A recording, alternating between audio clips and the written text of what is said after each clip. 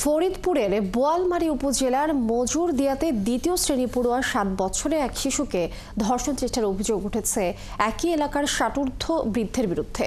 বিষয়টি জানাজানি হলে ওই শিশুর বাবা মাকে মারধর করে অভিযুক্তের পরিবার। এই ঘটনায় 4 জনকে আসামি করে মামলা দায়ের করা হয়েছে। দ্রুত আসামিদের গ্রেপ্তারের দাবি জানিয়েছে এলাকাবাসী। মনিরুল ইসলাম টিটুর তথ্য ছবিতে প্রতিবেদন।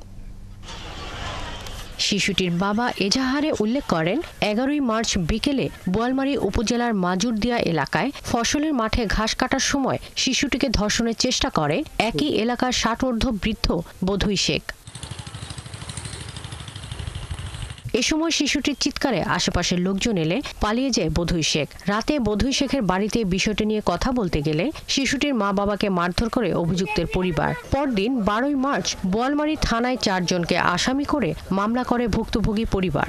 ওই বধুই শেখ ওদেরকে লোক লালসা দিয়ে ওদেরকে সাইডে ডেকে নিয়ে যায়। ডেকে নিয়ে যাওয়ার পর আমার মেয়েকে আজে বাজে কথা বলতো। তখন আমি আমার ভাই আমার এক ব্যাগে গেছে বধুর কাছে শুনতে। বধুই মধ্যে বাড়ি হয়েছে শুনবা গেলে পরে তার প্রাপ্ত ভাই আরেক ভাইতে এরকম কথা আমার ঘর উল্টো আক্রমণ করে। আমার সাথে বলছিল তার হাত ফাটাই নাই, তার আমার এই হাতে মেতে হয়েছে। বিচার চাই কে যে আরো আমার মেয়ের হয় নাই 12 মাসের হবে তাতে আছে বিচারটা চাই। স্থানীয়রা জানান, বধুই শেখের বিরুদ্ধে এর আগেও এমন অভিযোগ পাওয়া গেছে। তবে এলাকার প্রভাবশালী হওয়ায় তার বিরুদ্ধে কেউ ভয়ে ব্যবস্থা নিতে পারেনি। এই লোকের দ্বারাই ঘটছে।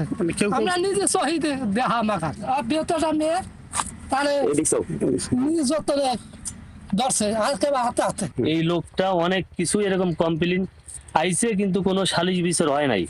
আইনের আওতায় কোনো মানুষ যায় নাই। ঠিক আছে, এখন এই মুহূর্তে আইনের আওতায় গেছে। আশা করি যে গ্রামবাসীর সবার একটাই যে এর সুস্থভাবে শাস্তি যাতে হয়। পুলিশ জানায় আসামিদের গ্রেপ্তারের চেষ্টা চলছে। অভিযোগ প্রাপ্তির সাথে সাথে আমরা মামলা রুজু করি এবং আসামিকে তৎক্ষণাৎ গ্রেপ্তারের চেষ্টা করি।